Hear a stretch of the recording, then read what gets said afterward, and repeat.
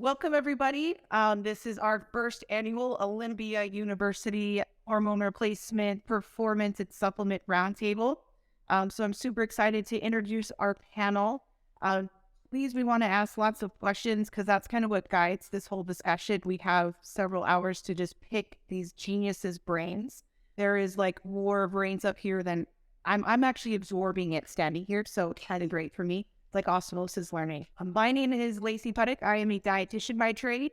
So this is very interesting stuff as all of you, if you are practitioners going out into the world, working with people, this is a topic that's going to continue to grow. People are going to continue to go down the path of hormone replacement, of getting healthier, looking for, disease prevention versus treatment. So I think we're getting a population that's more looking for that.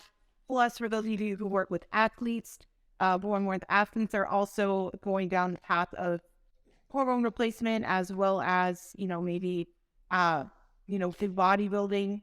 We know that's kind of what's happening there. So we'll talk a little bit about all of that. So what I'd like to do is start with introductions so you get to know everybody. We'll start down here on my right. Dr. Robert Zeke will get it started, and then we'll go down the line. Thanks, Lacey. So to the group, to those online, or shoot me this too. Yeah. Yes, that's true. My name's Robert Zeke. I'm PharmD. I own a compounding pharmacy, actually, in Las Vegas, Nevada, the venue of this location. I've been in the business for hormone therapy, age management medicine since 2005. I've done some courses and actually got a fellow in metabolic nutritional medicine with A4M, the American Academy of Anti-Aging Medicine, which is actually a large conference just held here at the Nation the previous week. I work with a number of physicians in various states. My company's licensed in 48 states. And I've done some consulting for a few professional athletes who wanted to increase their performance. I've also done some consulting as a civilian for the U.S. Navy, for their special forces. So studying things that optimize performance, many different means beyond just nutrition and hormones. And I spend a lot of time responding to practitioner requests for what is desired now in the trends of hormone therapy. So I get to see a lot of this being licensed in so many states and the rise of telemedicine providers that are in the business now of hormone replacement therapy is driving a lot of things. So I hope to talk about some of the trends, if I can answer some of those questions. And so good afternoon. Hi, I'm Dr. Elizabeth Yurth. I'm a physician in Boulder, Colorado. So my background, I kind of came into this world from a orthopedic standpoint. So I've been practicing orthopedics for about 30 years.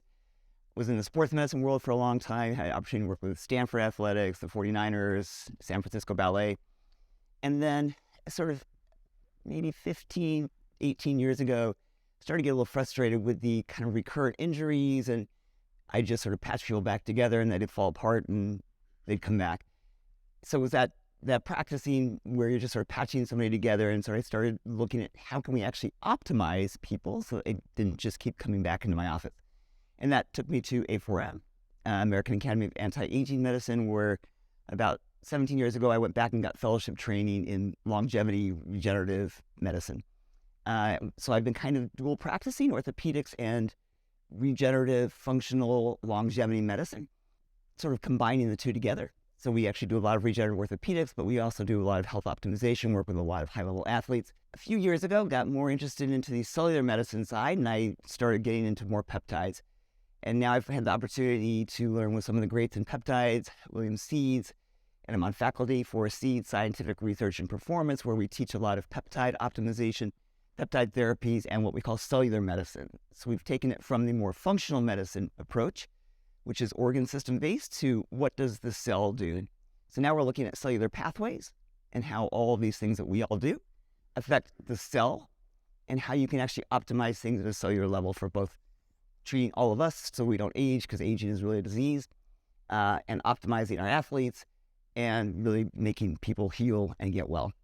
I'm Mike Kosis. I'm from the UK. I'm the founder of Balance My Hormones, and the reason why I mention it is because I started what I like to call American-style TRT, but with British sensibilities in the UK nearly 7 years ago. There was a big lack of attention to men's health and women's health when it comes to hormones. TRT or in the UK's landscape, we've really changed it. I was the first to set this up in this way. There was maybe one or two small doctors doing TRT at the time for men, so kind of paving the way in the UK and in Europe.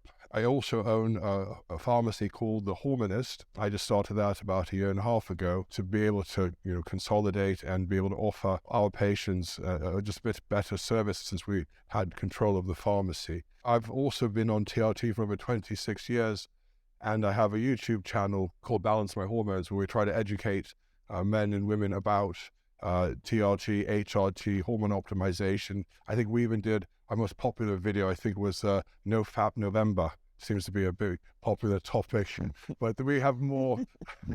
Sometimes the high-level conversations don't always bring in the views, but I think that's just the state of the world today. But no, happy to be here and offer some of my experiences. I also was a case manager or a TRT coach with the patients. I still do it from time to time. So I hear like some of the clinicians firsthand, what the patients are thinking, male or female, on their HRT and TRT. So I'm George Touliatos. I'm biopathologist MD from Greece. I am a medical associate of vascular development columnist, also associate of the Anabolics book 11th edition, and I work also for Balance My Hormones UK. I'm an author of 4 books in English, 4 books in Greece, and 1 in Italian.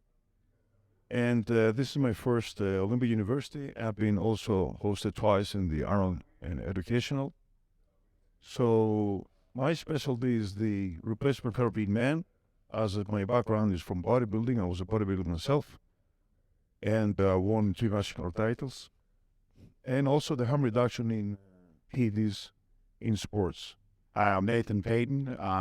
Probably most well known as far as working with the world's strongest man athletes around the world. I've won 7 world's strongest man titles with my clients, 4 with Brian Shaw, 2 with Tom Stoltman, and 1 with Martins Lisis. Besides the strength athletes, I've worked with other numerous athletes around the world, Saquon Barkley from the New York Giants, even musicians or strange things that kind of beat off the path, like Bill Aquani, who was the manager for the band Kiss. So if you name it, it's kind of all over the gamut as far as actors, actresses, and different people that I've worked with.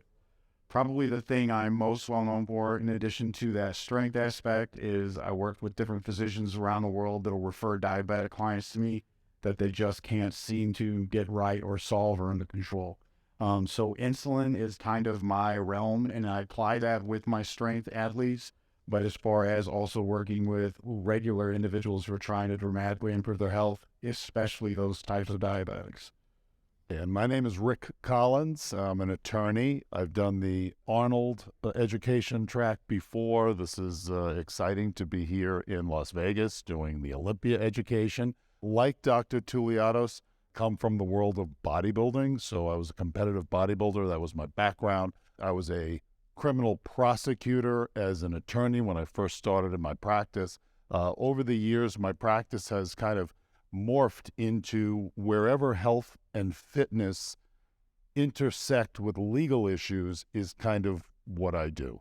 So I've represented probably more athletes, bodybuilders on all sorts of legal issues, including criminal issues. I've represented many doctors in medical licensing issues and other matters involving professional practice.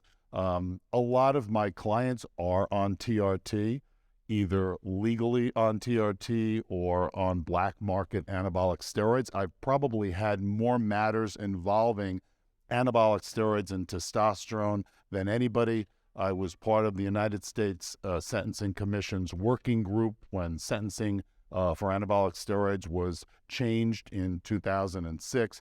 I'm also a columnist for Muscular Development Magazine. I've been writing for MD for over 20 years. I've written probably the only book, Legal Muscle, that covers steroids and testosterone in law, medicine, politics, sports, entertainment, you name it. That was also about 20 years ago. So my whole practice is within this area, and I'm excited about giving at least some legal perspectives to some of the issues that we're going to talk about today. Awesome. Thank you guys for your introductions.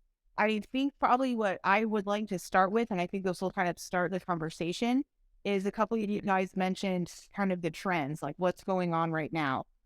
From my perspective in nutrition, I think there's a big, huge trend. People are looking more toward wow, food really can help me as a human feel better and do better. We're looking differently at, not old world food guide pyramid nonsense, really kind of forward thinking in that way. And few of us are anyways, kind of looking at different ways of eating that actually people are feeling better, doing better. We're not so afraid of protein anymore and that kind of stuff. So I think there's a lot of that type of trend going on where people are going, wait a second, we really need to rethink the way we thought about food for a long time. That's kind of what I'm seeing in my world. I'm also looking a lot into how food affects hormones, how it affects optimization, how it affects people on TRT, because there's definitely considerations with multivitamins, with micronutrients, magnesium, zinc, all those types of vitamins and minerals that need to be also considered when somebody is taking those types of medications or looking to optimize their health and performance. So those are kind of the trends that I see. I'd like to, as each one of your different perspectives, whether it be pharmacy, practice, coaching, legal, what are those trends? So we can start same way, just go down the line. Tell us about the trends you're seeing either legally or in that field, in this field of TRT hormones and use of that. Well, if we're going to talk specifically about the food and the nutrient trends, know that I spend a lot of time in my practice designing protocols. There are a number of physicians that are just barely getting trained in hormone replacement therapy. So having done the whole A4M conference and the fellowship program, I see a lot of labs. And what are my most common recommendations? These would be for hormone therapy patients. And one of the things to note, particularly in athletes, is when you break down the simplicity, especially what I recommend as far as nutrition. Food first is my motto. We can always go to a supplement later. Americans are so hopelessly deficient in so many nutrients, which you can measure. There's a number of different labs to do that. But when it comes to testosterone, it's not uncommon for me to see high-performance athletes. Overtraining syndrome is a real thing. And every time you sweat, that body is losing its key minerals, zinc and magnesium in particular, which neither the male or the female body can produce testosterone without. Zinc and magnesium are crucial for testosterone synthesis. And the most dense concentration of zinc, incidentally, in the male body is the prostate. It's prostate protective, and zinc also has a property where it naturally inhibits the conversion of testosterone to estradiol. So the ratios are really important. And my motto is food first. The most dense concentration of magnesium in any food substance is organic roasted pumpkin seeds, 500 milligrams per 4 ounces. And if you have a 200-pound, highly trained male with a lot of muscle, that's a person who needs an intake of 1,000 milligrams of magnesium per day. An absorbable form like the chelates are popular now. Most people that are in the know about nutrition are not using magnesium oxide. They're not using magnesium citrate unless they want to sit on the toilet for a good part of their day. They're using the magnesium chelates.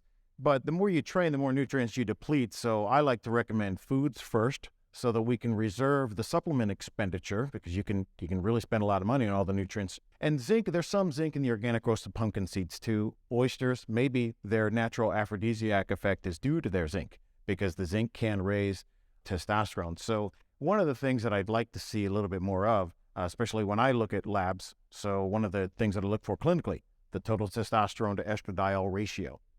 And I like to see that, where people are optimal, really a 50-to-1 ratio. So think in a young male, testosterone level of 1,000 and estradiol level at 20. And if I see somebody who is sweating a lot, in particular the overtrained hyperendurance athletes, okay, they're nutrient depleted in just about everything. And then look later in life, as I was having a discussion before this roundtable began, as a pharmacist, look at the drugs that are responsible for nutrient depletion.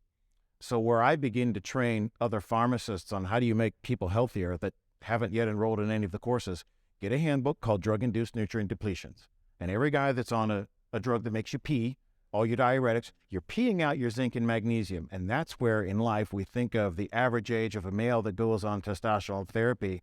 I have seen the loss of those minerals that are rarely measured on labs. The loss of those minerals lead to a shift of that ratio of total testosterone to estradiol.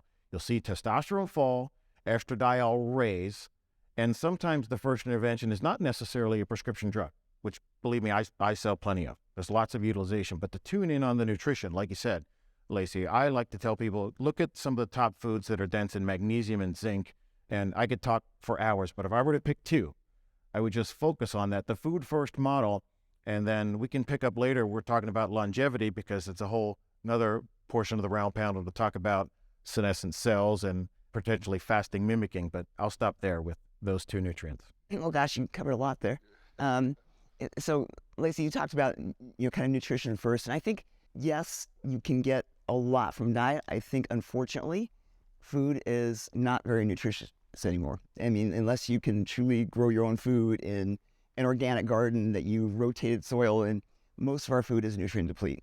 So I don't know that you can get by without supplementation, even if you're eating the perfect diet and all the pumpkin seeds of the world.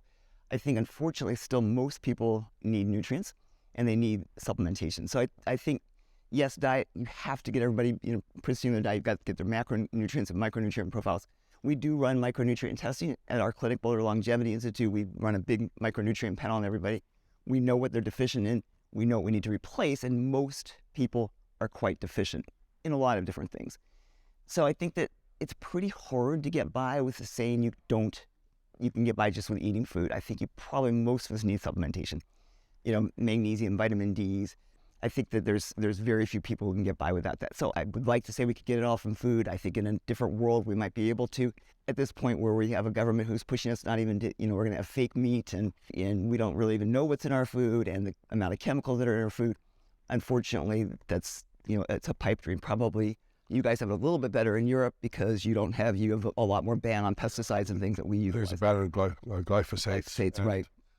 And genetically modified foods to a certain degree. So we don't know which way it's going to go with the UK leaving the European Union, if they'll change some of the laws that were protected under the EU. But what we do at Balance My Hormones, it's like probably other clinics here, we test a couple of basic vitamin panels, the vitamin D3. We'll also test B12 and folate, or folic acid, and iron, of course, too. So it's it's a starting point. And we've seen a lot of deficiencies in vitamin D3, especially being in Northern Europe. And even Greece, surprisingly, with the sun. So, well, yeah, most people are vitamin D deficient, right? Yeah. I mean, we tell all of our patients they need vitamin D. I don't think there's anybody who doesn't.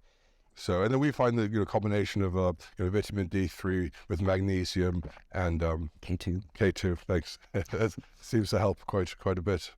I think that magnesium is not 98% is out of the cell. So it's not so accurate to measure it in the serum, right? Right. You have the red blood cell magnesium, right? Right. The RBC magnesium, right? Red blood cell. And actually, we do even in micronutrient panels. If you look at B12 levels in the serum, if somebody's taking B12, it's going to be high in the serum. Whether that's intracellularly high, so you either have to measure a metabolite of B12 called methylmalonic acid, or you have to measure intracellular B12 levels. So even when you're getting a serum B12 level, it's really not being all that accurate for you. Yeah, and we can order any and all the tests. It's just there's just a very basic panel that we start with as a starting point. But as to the diet, you're right. The foods are depleted.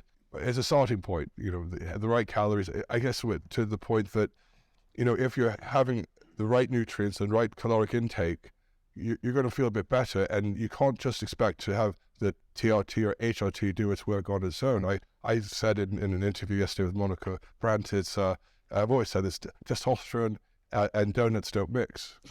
It's kind of George, take it away. So we're filming with Michael a video 2 days ago here in Las Vegas about what foods should we avoid in order to prevent the decline of the testosterone. So soy, of course, is an estrogen. Ethanol, that aromatizes also in the liver is prohibited. And I believe also trans fat is inflammatory, that it has to be kept away from the diet. Now, we need to eat organic today. Why? Because organic food today equals the food that our grandfathers were eating. So we need to buy quality food. Otherwise, I believe literally it's empty of nutrients, today's nutrition, what the population is eating. And this is one of the reasons malnutrition also is why this generation has lower testosterone than our fathers and our fathers or our grandfathers, and it goes on like this. Testosterone is not the wonder drug that's going to make you feel and look great if there's no the building blocks. That means the nutrients are not optimized, in a plethora of a variety. Yes, I believe that drugs do not work by themselves. Also, we need supplementation, and we need also proper diet. And kind of packaging all that together would be insulin and insulin sensitivity. Yeah. And as your degree of insulin sensitivity increases, your ability to receive nutrients also increases with that. You know, there's kind of like with the seminar that I did yesterday, you can have 10 different diets, all have a sound approach within reason. You know, take your consistency of which you approach that, of course, and apply that across the board. But at the end of the day, your results ultimately that you will receive out of any chosen diet you perceive or pursue is going to be based off of how you respond from an insulin standpoint, both in release as well as insulin sensitivity. So consider insulin is the key. Insulin sensitivity or insulin receptors, basically that's the doorway.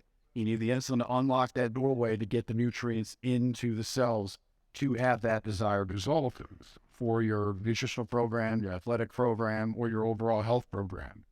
One of the things trend-wise that comes to me often when it comes to the diabetic referrals from around the world in the different countries that I see, 99% of the time, the emphasis is to feed the drugs, not feed the person. And that's where things are basically just completely backwards from a diabetic standpoint. The more insulin sensitizing drugs that you throw at a diabetic, the more you will have to create a reliance upon that, because unfortunately higher levels of circulating insulin, the catch-22 is on the backside, you're going to have increased levels of insulin resistance because of that constant exposure. Whereas if you instead approach it from treating and feeding the person and then compensating with the drugs and the nutrition protocol to what the person can't handle, that top end, that's where you get far greater control, far greater health and quality of life for those diabetics or really anybody, athletes that choose to perform that type of a pursuit. So I'm going to take this a little broader. And when we think about trends and I think about testosterone, so certainly TRT is becoming much more popular for so many men in the UK, in the United States. The science certainly supports it. But at the same time, there's this sort of counter push, both medically and culturally against testosterone. And when I think of trends, I think of just recently James Cameron, the director of so many high testosterone fueled movies. Some of my favorite movies, including the Terminator series, has disavowed testosterone and has come out with a very widely circulated on social media statement blaming all of his bad conduct in past years on testosterone. And he says physically, he's referring to actual testosterone, but also metaphorically, that this idea of testosterone in youth, it's bad. We need to get away from testosterone, which is so certainly the science would show how insane that position is. But there is this sort of trend in society, this sort of anti-testosterone, maybe even anti-masculinity sort of approach that has become much more pervasive, even though it's certainly not supported by science.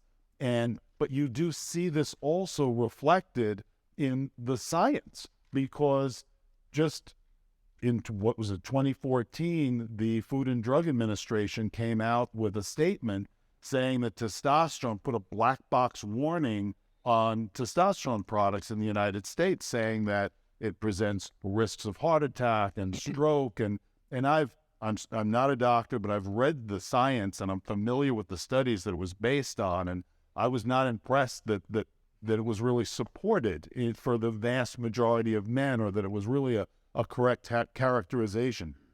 So maybe this is leading into the next question of sort of this pushback against testosterone, certainly for cardiac reasons. And maybe some of the panelists can talk about men or their families who are concerned about TRT affecting negatively their hearts, and a little bit more about how actually low testosterone is far more dangerous for men, TRT or testosterone, high normal ranges of testosterone.